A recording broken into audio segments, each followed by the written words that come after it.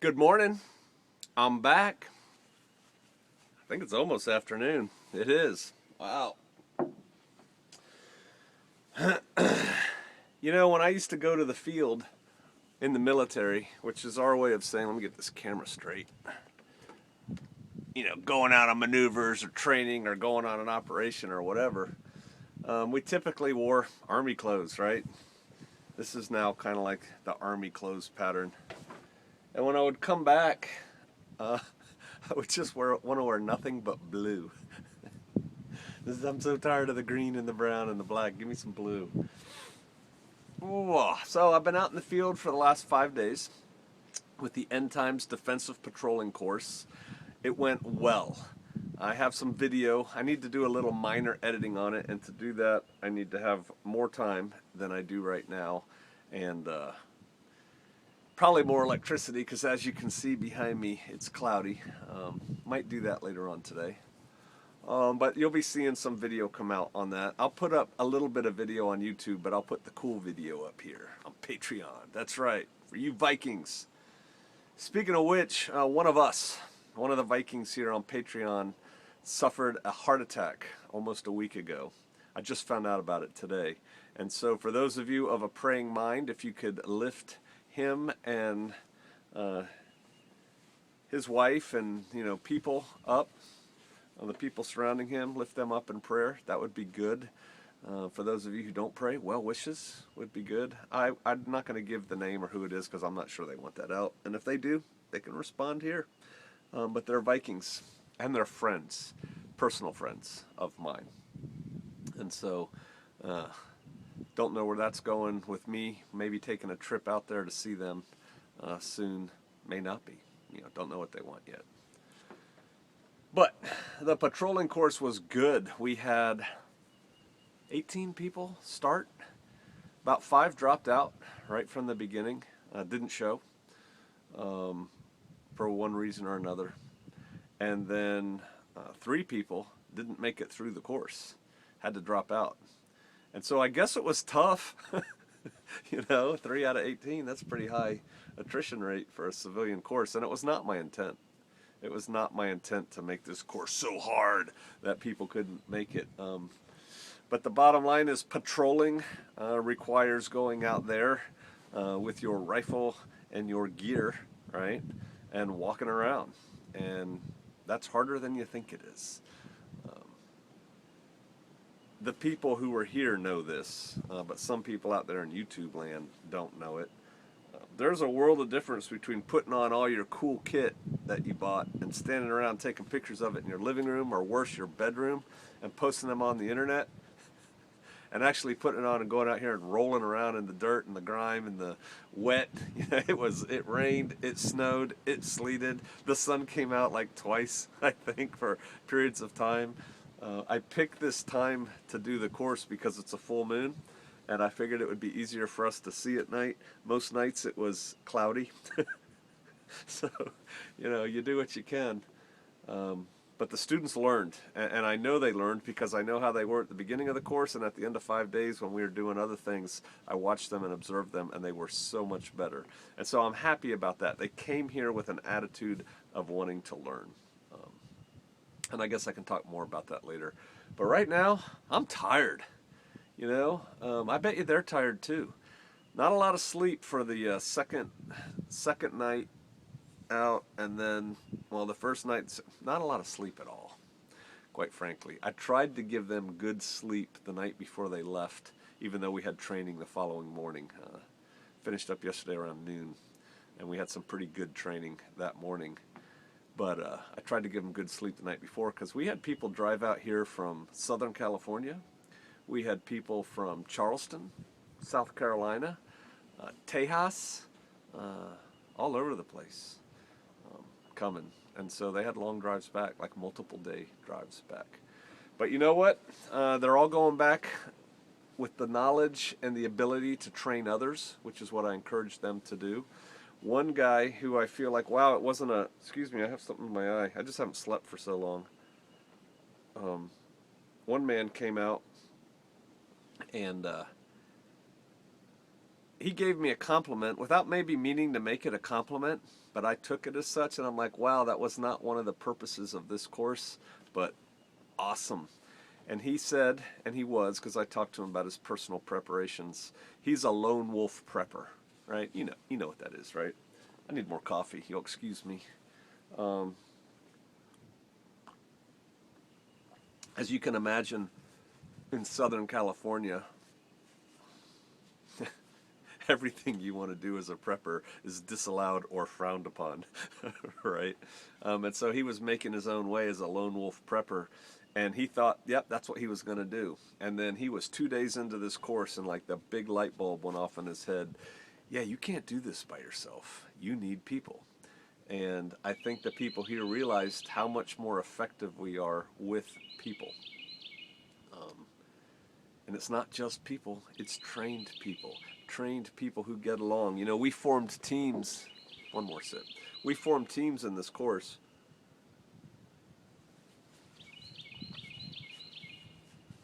3 to 5 people. Men. Women were invited. No women came. But we formed teams of 3 to 5 men, and they did most things together throughout this course. If people came from the same region, I put them together in a team. If they didn't, I just put them together in a team, kind of like by how they arrived.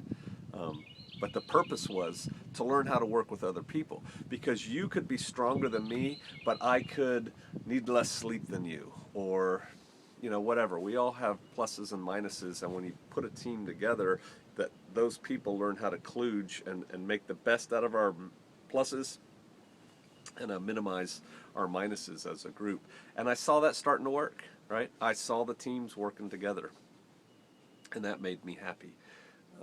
But yeah, we did training on reconnaissance patrols, recon, how to go out and have a look around, get information, get it back to your people, and do things with that. We did not do offensive operations, raids, or ambushes, or anything like that.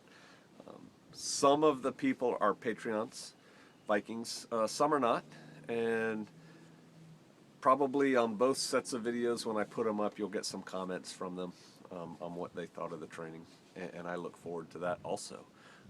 As I told them in the graduation ceremony, I said, I do good with negative feedback as long as it's honest. You know, I would rather if we had done this. I would rather if we hadn't done this. Next time, maybe you should consider this. I'm good with that as long as it's heartfelt. I'm constantly seeking to improve myself, improve the courses I teach, right? And so I'm good with that. So that's what I've been up to for the last 5 days, living in the woods, working long hours. And let me tell you, you know, there's a reason 19 to 22-year-olds make really good soldiers. We had some young men here, and actually they were probably older than that. Well, we had some younger than that. But the young men, at the end of the days or at the end of the nights when we were done training, you could see it in their eyes and their posture. They weren't as tired, right? They were ready to go. Some of the older gentlemen, I can include myself in that, yeah, we were feeling it, you know. But here's another thing. We had one man out here, I think he's over 65. He might be 67. I think he might have told me that. Definitely in his 60s, though. When he showed up, he had like a lot of kit, you know, a lot of stuff in his ruck and a lot of stuff on his harness. And I tried to subtly tell him, you know, you might want to lighten that up a little bit. Do you know what? He did it. I mean, he did it out there. He did the deed. He hung in there. He did everything we did, and I was impressed. And what I took from that was this: never say die, never quit on anything. You know, keep your physical fitness up. Go out there and do the hard things. If you want to run with the big dogs, you got to get off the porch, right? And this guy's obviously been taking care of himself, because he was out there with a rifle and pretty heavy kit, you know, belt order as the Brits call it. He looked kind of British. I told him that looked like a Brit commando. And he was out there walking through some hellacious terrain with us and holding his own. So that gives me hope. When I see people older than me doing things like that, I'm like, all right, I still got a couple good years going. But I tell you, after a warm, not hot, because just didn't have the capability to make it hot or the patience to do it. After a warm bath and a good night's sleep, I feel good, but I feel tired, right? Took a little bit out of me. My back is like, for those of you who have backs that go out sometimes, it's like feeling at that sensitive stage right now. I told my wife I got to watch my back for the next 3 days so I don't injure it. You know, really be conscious about how I hold myself when I pick things up. You know, all the stuff we know, right? And so I'm going to take care of that. But I'm happy to get back at it. And I guess to give you, so that's what I've been doing. That's what I've been thinking. Just that. Let me give you something that you can use, ruminate on. Let me have another cup of coffee. Another sip of coffee. I love coffee. The people who are here know how much I love coffee.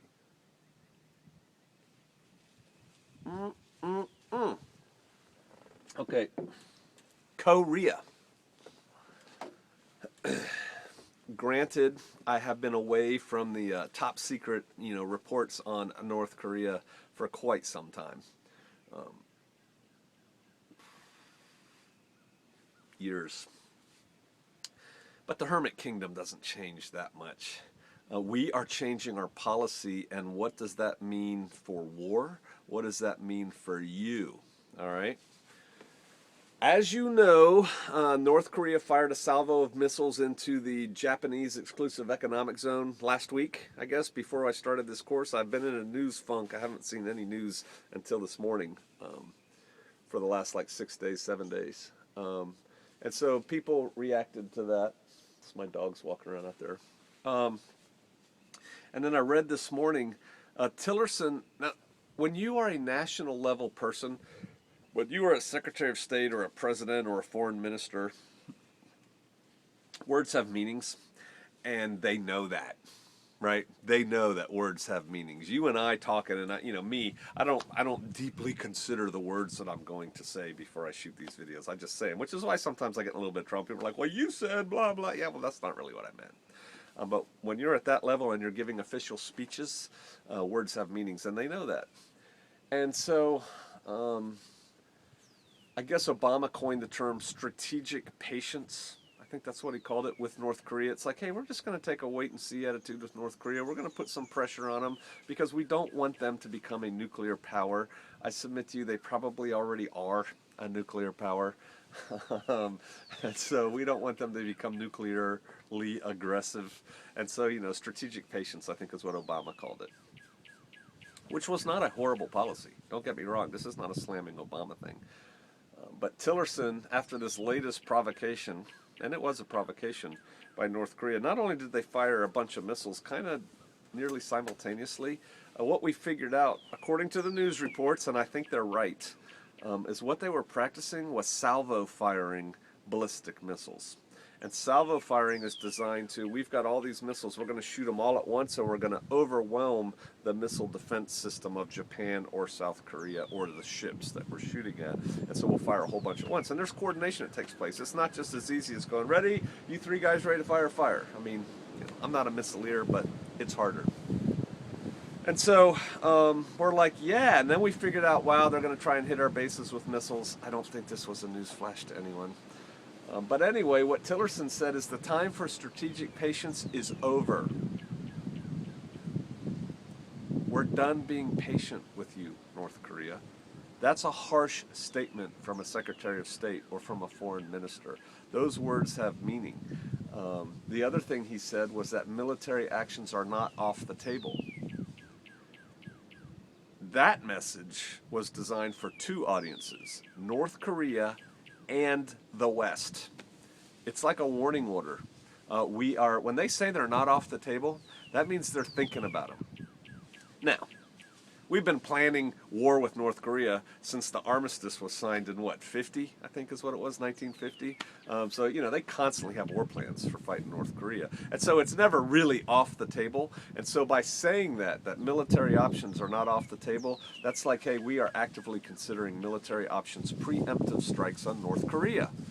Okay, well, China, the dogs are running after something.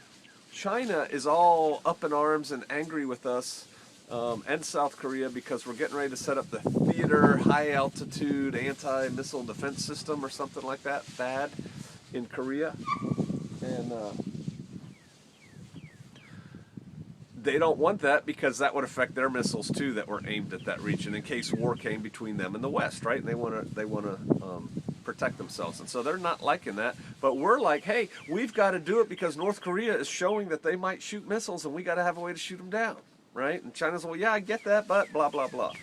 And so China's not happy. I think Trump administration should call me. I really do. I think they should hire me as a consultant or an advisor, as their guy who thinks outside the box and presents them different solutions. Because here's an idea that I haven't heard anywhere else, and I came up with it in my own little head. So understand that China's not happy with the fact that we're putting this really good missile defense system in South Korea and probably Japan, quite frankly. That would defeat North Korean missiles, but it would also defeat Chinese missiles should the day come, because everybody has contingency plans, right? I don't think China plans to fight us right now, but hey, should the day come, they might have to. So that's one. Two, look at it from China's perspective. You know, people think I'm a Russia lover because I did those things that were kind of pro-Russia. I'm not. I'm pro-American. But I can also take my head and put it in the other guy's body and look at it from his eyes. China does not want us to invade North Korea and hold it and keep it, which we probably would do this time, establish a Western-friendly power up there, 100 miles from their capital, from Beijing, right? They don't want that. And so they want a buffer zone. Everybody wants a buffer zone. We don't want China to control Mexico. We don't want Russia to control Mexico. So you can understand how they don't want the West to control North Korea. But at the same time, North Korea is just being a jerk, right? A bad child. Here's my idea. Here's why the Trump administration should call me. What about we do maybe even back channel discussion with China? It could be front channel too. I don't know. That's up to the experts. I've been away from that too long. But let's have a little talk with China, and let's get China's assurances that they will shoot down any North Korean missiles that take off. How about that? China, you shoot them down. It's like spanking your unruly child. And China can just tell North Korea, because you think China has the ability to shoot down missiles? I'm thinking they do. I'm not saying give them our technology. I'm not saying give them our THAAD system. No, not at all. I'm just saying, hey, y'all figure it out. Next time they do a test launch, we'd like to see you shoot it down. You know what? That seems kind of like a win-win to me. It could be a simple thing from China, big brother to little brother, saying, hey, cut it out. Don't do that again. When they do it, knock it down and go, look, dude, I told you not to do it. I had to shoot your missile down. It's not like they nuked Pyongyang, right? It's just knocking down one of their missiles. Is it embarrassing? Yes. Is North Korea prepared to fight China? Heck no. 70% of North Korea's army is on the DMZ down in the south getting ready to invade South Korea.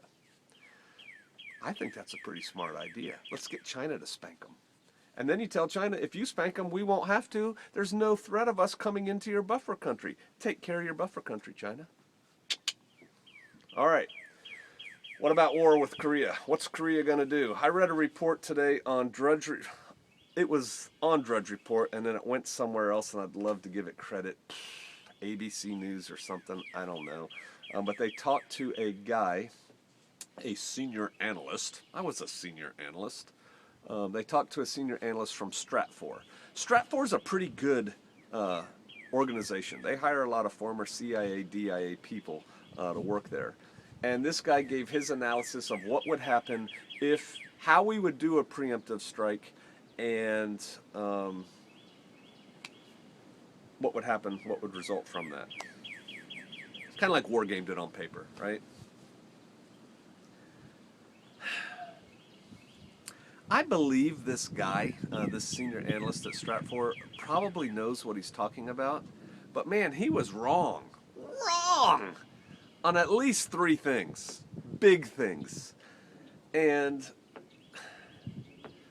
I need to go back and look at what he said. I know what the 3 things are in my head, but I need to go back and look at them because I'm not quite awake yet. I'm not quite well rusted. And decide if I'm going to burst his bubble to y'all and say, here's where he was wrong on his analysis. But I also got to consider operational security.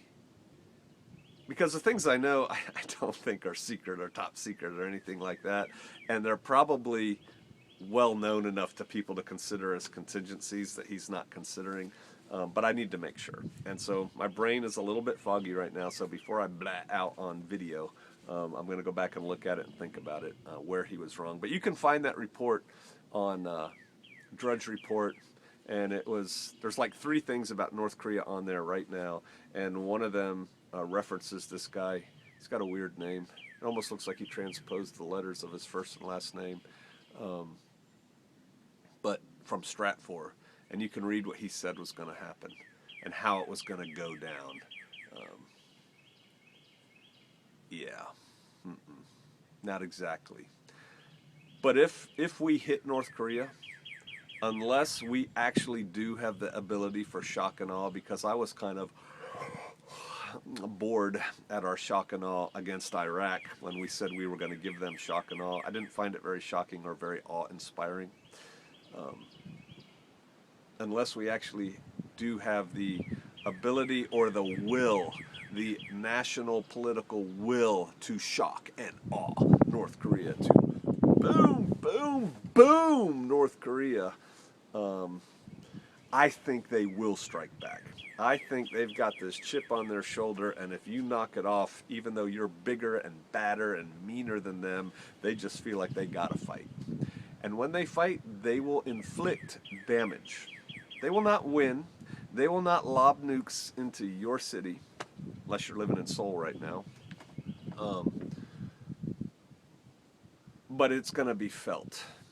And what I haven't had time to think deeply about is, what then does China do? What then does Iran do? You know, if we're busy with North Korea and this thing gets a little bit bigger than we thought, we're moving more assets to deal with that. That's less assets over here with Iran, Syria, Russia. You know, Turkey's been making noise lately. Yeah, interesting, right? I need to do some more analysis on that myself. That's where my head's at right now. I'm trying to wake up, catch up today. Tomorrow's Shabbat, Sabbath, day of rest. Praise the Father. I need it. But right now, I've got to go get some chores done around here that haven't been done for about 5 days. Y'all take care. Don't stop prepping. Do the best you can with what you got where you're at. I'm glad to be back. Stay tuned later for more patrolling video that I shot. And yeah, I'll see you out there. I appreciate y'all.